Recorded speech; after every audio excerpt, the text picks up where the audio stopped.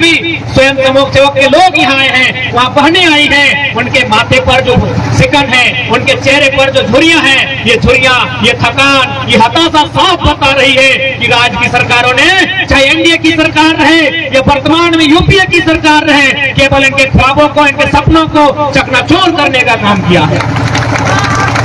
तो आज मैं, क्योंकि वर्तमान सरकार के जो राज्य के मुखिया हैं, क्योंकि हमारी आवाज स्पष्ट उनके कानों तक जा रही है, और बिल्कुल मैं आपको बताना चाहूंगा, ये पहला दौर है जब आंदोलनकारियों की भाषण को माननीय मुख्यमंत्री बकायदा सुनते हैं। अरे राज्य के मुख्यमंत्री तो छोड़िए, हमारे पड़ोसी राज्य के मुख्यमंत्री माननीय नीतीश कुमार भी हमारे भाषणों को सुनते हैं, इसीलिए 60-40 उन्होंने बिहार में भी किया है। इसलिए अगर माननीय राज्य के मुखिया तक, उनके कानों तक, उनके छोटे छोटे कानों तक हमारी गंभीर आवाज जा रही है, तो उनसे अपील होगी कि आपने जिन चुनावी घोषणाओं के साथ, जिस चुनावी मैनिफेस्टो के साथ इस राज्य में अपनी सरकार बनाने का काम किया था, आज उसे अमल करने की दरकार है। और अगर आप ऐसा नहीं करते हैं तो याद रखिएगा, जो हश्र 2019 में एनडीए का हुआ है, वही हश्र 2024 में यूपीए का होगा। इस बात से आप इनकार नहीं कर सकते हैं। बकायदा यदि माननीय मुख्यमंत्री को आइडिया नहीं है, यदि माननीय मुख्यमंत्री को आइडिया नहीं है कि पंचायत सचिवालय के स्वयंसेवक का समाधान कैसे होगा, तो हम लोग आपको आइडिया देने के लिए हमारी टीम तैयार है। आप हमसे बैठे आपको आइडिया देंगे कि इनके लिए धन कहां से आएगा, जिससे आप इनकी समस्या का समाधान करेंगे। पंचायत सचिवालय स्वयं संघ जिंदाबाद। माननीय मुख्यमंत्री जो बार बार दुहाई देते हैं, हम आंदोलनकारी के पुत्र हैं, स्वाभाविक सी बात है, गुरुजी ने संघर्ष किया है, हम स्वीकारते हैं। माननीय मुख्यमंत्री बार बार दुहाई देते हैं, हम भी जल जमीन जंगल बचाने वाला बेटा है। तो माननीय मुख्यमंत्री, केवल आप अपने खर्चे से कटौती कर लेंगे तो मुझे लगता है स्वयंसेवक का जो सपना है, इनकी जो मांगे हैं, वो पूरी हो जाएगी। माननीय मुख्यमंत्री का खर्चा क्या है? उनके जितने मंत्री हैं सबको फॉर्च्यूनर मिला है, 8 को 10 को फॉर्च्यूनर उनके स्काउट के लिए मिला है, यानी 20 को फॉर्च्यूनर माननीय मुख्यमंत्री के साथ है। अगर 20 फॉर्च्यूनर एक का द्वार अगर 50 लाख लगाते हैं, तो 50 को अगर 20 से गुना करते हैं तो 10 करोड़ का रकम आता है। माननीय मुख्यमंत्री, आप अगर अपने फॉर्च्यूनर के प्रति मोह त्याग देंगे तो इस राज्य के बेटे बेटियों का समस्या का समाधान हो जाएगा। यही नहीं, अगर आपको आइडिया नहीं है तो आपके कान के नीचे से, आपके पांव के नीचे से इस राज्य के आईएएस घोटाला कर रहे हैं, क्योंकि यहाँ सभी जानकार, सभी विभाग के दर्जनों विभाग को संभालने वाले स्वयंसेवक मौजूद हैं। भले बगल में झारखंड पुलिस है, लेकिन पढ़ी लिखी है, मैं उनका भी आइडिया दे दूंगा कि किस प्रकार झारखंड सरकार चाहे तो इनकी समस्या का समाधान करेगी। जैसे कि मैं बार बार अपने भाषणों में इस बात का जिक्र करता हूँ, जब एनडीए की सरकार थी तो हमारे स्कूलों में जो पढ़ने वाले सरकारी छात्र थे, उनका ड्रेस कोड था कत्था प्लस नी टाइप का। जैसे ही यूपीए की सरकार आई, झारखंड मुक्ति मोर्चा के नेतृत्व में सरकार आई, उसका ड्रेस का रंग हरा हो जाता है। बहुत किसी को लगा यार हरा है तो कोई मैटर नहीं है, लाल पहने अब हरा पहने 2-4 दिन स्कूल जाएंगे। जी नहीं, यहाँ बहुत बड़ा घोटाला है। कैसे घोटाला है, मैं बाकायदा यही बोलना चाहूंगा। यहाँ 18,000 स्वयंसेवक में मान के चलिए जितने लोग आए हैं, अब बताइए तो कितने लोग हरा रंग का ट्राउजर या फुल पैंट पहन के आए हैं?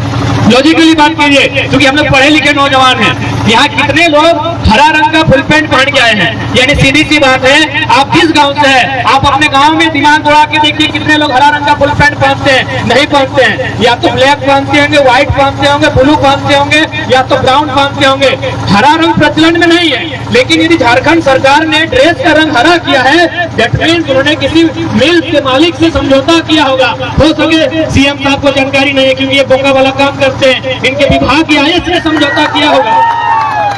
माननीय मुख्यमंत्री के आईएएस ने किसी मिल के ओनर से समझौता किया होगा, जो फैब्रिक का काम करती है, जो कपड़ा का प्रोडक्शन करती है, और उनसे 6 महीना का टाइम लिया होगा। और उन्होंने कहा होगा कि आप कोई ऐसी ड्रेस बनाए जो मार्केट में नहीं है, क्योंकि अगर आप काला कहेंगे तो मार्केट से खरीद लेंगे, आप अगर ब्लू ड्रेस का डिमांड करेंगे तो मार्केट से खरीद लेंगे, आप अगर व्हाइट ड्रेस का डिमांड करेंगे तो मार्केट से खरीद लेंगे। तो हरा रंग मार्केट में नहीं चलता है, आपको 6 महीना का टाइम दिया जाता है, आप हरा रंग की ड्रेस तैयार करें। उन्होंने कंपनी के साथ डील किया होगा, 6 महीना बाद झारखंड सरकार एक नियम बनाती है कि आज के बाद हमारे स्कूल में हरा रंग का फुल पैंट चलेगा। अब 8 लाख तो केवल और केवल 10वां और 12वां के स्टूडेंट हैं। 11वां वाले किधर है, 9वां वाले किधर है, 8वां वाले किधर है, 6ठा वाले किधर है, 7वां। एक मामूली सा घोटाला हम बता रहे हैं। ये ड्रेस, आपको ये मत सोचिए कि ड्रेस बदला है, इसमें अरबों रुपए का घोटाला है, क्योंकि हरा रंग का ड्रेस प्रचलन में नहीं होता है। किसी गांव में हरा रंग का ड्रेस नहीं मिलेगा। ड्रेस हरा रंग का प्रचलन में है ही नहीं। यानी अगर गवर्नमेंट चाहे तो इस समस्या का समाधान है, अपने फिजूल खर्चों को त्याग करे। अभी नवाडी में आपकी सभा थी, डुमरी में आपकी सभा थी, अरे आपकी सभा के बगल में हमने भी सभा किया था खुले आसमान में। आपने 1 करोड़ के पंडाल में सभा किया था माननीय मुख्यमंत्री महोदय। 1 करोड़, जी हाँ, जो पंडाल की लागत थी वो 1 करोड़ की लागत थी। इससे पहले आप सुनते होंगे कि पंडालों में पंखा का इस्तेमाल होता था, इस बार बाकायदा एयर कंडीशनर का इस्तेमाल हुआ। यदि आप अपने फालतू के खर्चों पर अगर कंट्रोल कर लें तो मुझे लगता है आज जो पंचायत सचिवालय के स्वयं सेवक अपनी मांगों को मांगने आए हैं, समस्या का समाधान इसी विधानसभा के भीतर है। इसलिए आज राज्य के मुख्यमंत्री तक लोकतंत्र के चौथे स्तंभ के माध्यम से, क्योंकि बहुत सारे एसपी डीएसपी लोग भी घूम रहे हैं, उनके साथ भी मुख्यमंत्री से ना सही चिंटू पिंटू से टेलीफोनिक वार्ता होती है, तो आपके माध्यम से भी हम संदेश मुख्यमंत्री को देना चाहेंगे। जो भी हमारे यहाँ डीएसपी एसपी महोदय आए हैं निगरानी करने के लिए, जाहिर सी बात है अब आए हैं, आप वॉच कर रहे हैं कि लड़का लोग क्या कर रहा है, क्या एक्टिविटी कर रहा है, आप सुन रहे होंगे। अच्छी बात है, आप सुने, चूंकि अब आपका ड्यूटी है, विधि व्यवस्था संभालना आपका ड्यूटी है। तो मैं लोकतंत्र के चौथे स्तंभ और मैं साथ ही साथ जो हमारी कार्यपालिका के अंग हैं उनके माध्यम से राज्य की विधायिका के सर्वोच्च अंग स्थापित माननीय मुख्यमंत्री तक संदेश देना चाहूंगा कि माननीय मुख्यमंत्री यदि कभी फुर्सत मिले तो एक बार इन लोगों के चेहरे को टटोल कर देखिएगा, एक बार इनकी आंखों से आंख मिलाकर साहस कीजिएगा बात करने का।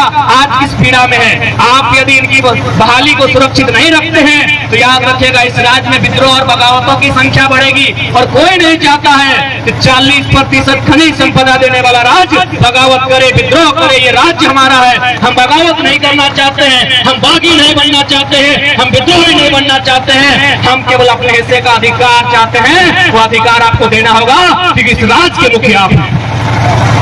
और यदि आप नहीं दे पाते हैं तो आपको कोई अधिकार नहीं बनता है राज्य के मुखिया की गद्दी पर कब्जा बैठाने का। आप उस गद्दी से उतरिए, उस गद्दी को युवाओं को दीजिए, दिखा देंगे समस्या का समाधान। यदि आपके पास विजन नहीं है, यदि आप विजन लेते हैं